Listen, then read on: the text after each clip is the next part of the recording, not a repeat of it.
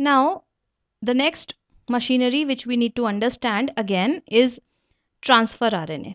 You have already studied much about transfer RNA. Yes, here I want to discuss one important mistake that most of you have done. Transfer RNA structure while I was teaching, I told you the two-dimensional structure is the clover leaf model and the three-dimensional structure is the L-shaped structure.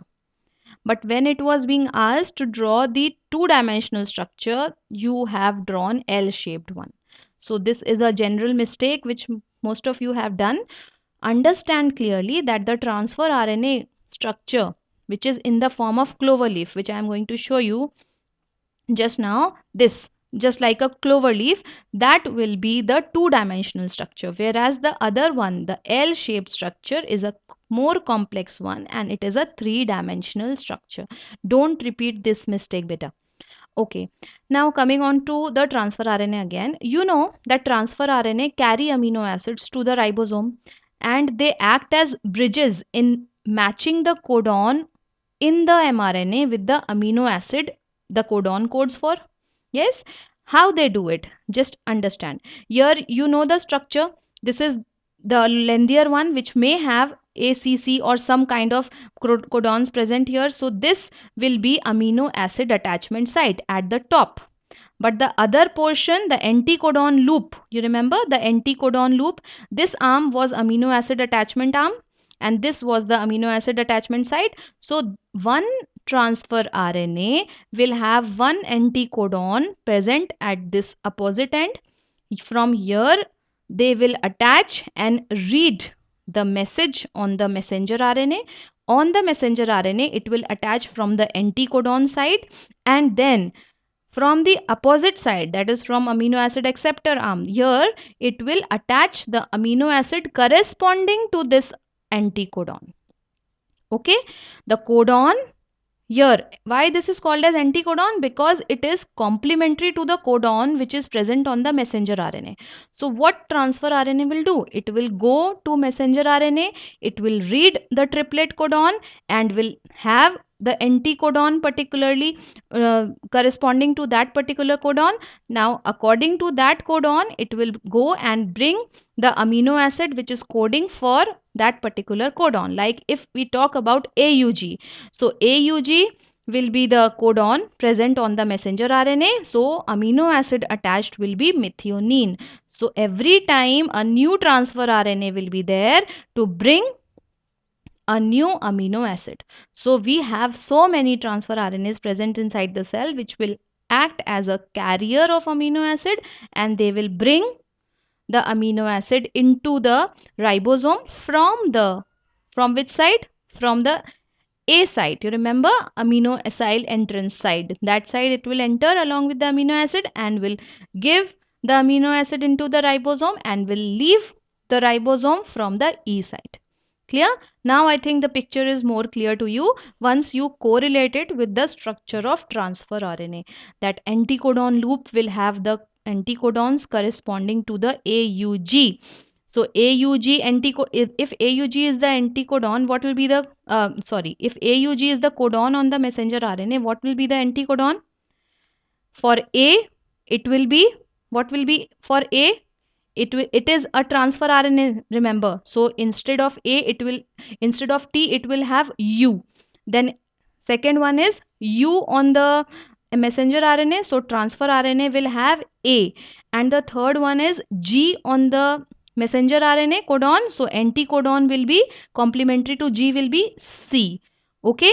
So it will be UAC. UAC will be the anticodon present on the transfer RNA and the amino acid which it will code for will be AUG1. That is AUG codes for methionine. So it will be methionine. Clear? Clear to all of you? Okay.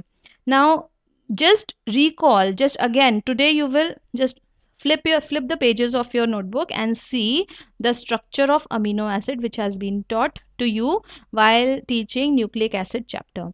Once you study it, just make a note of it that okay, this was the anticodon loop, here was the amino acid side, this was DHU side, these were the extra special nucleotide bases which are present in transfer RNA, everything. You recall everything today so that in the next class, when I continue with the translation process, there is no problem in the understanding. Clear? So, moving further, the next thing which I want to discuss is activation and charging of tRNA. See, tRNA is simply lying there in the cytoplasm and it needs to be activated. It needs some energy to be provided to itself so that it can become activated or charged. What do you do to charge your phone? You just plug in the charger. Similarly, what does that charger doing to your phone? It is giving energy into it so that your phone gets enough energy, is charged to work for a longer duration of time. Same thing has been done with the transfer RNA. We need to provide it with certain energy. And if you remember, if you can tell me what is the energy currency of the cell? Yes, ATP.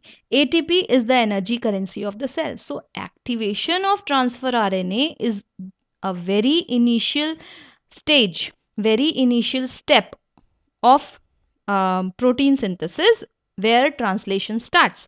Translation again will have initiation, elongation and termination that I will discuss later. But before initiation takes place, there is one important step of activation and charging of tRNA. Let us discuss about that.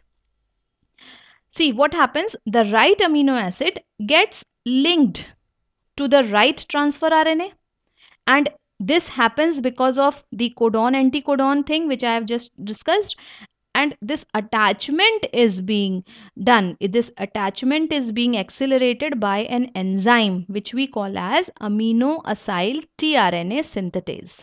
Amino acyl from amino acid, tRNA from transfer RNA, synthetase means synthesis.